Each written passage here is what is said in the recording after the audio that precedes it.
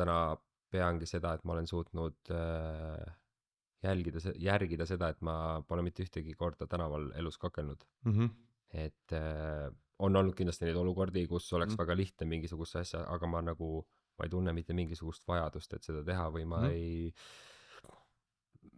Jah, et see pigem on nagu asi, Sulle mida ma saan signaal. nagu uhkusega öelda, sest et kui paljud seda saavad öelda. Noh, et No mõnel võib-olla, sest seal olegi tema valik või ei ole jah, midagi muud üle jäänud, eks ju.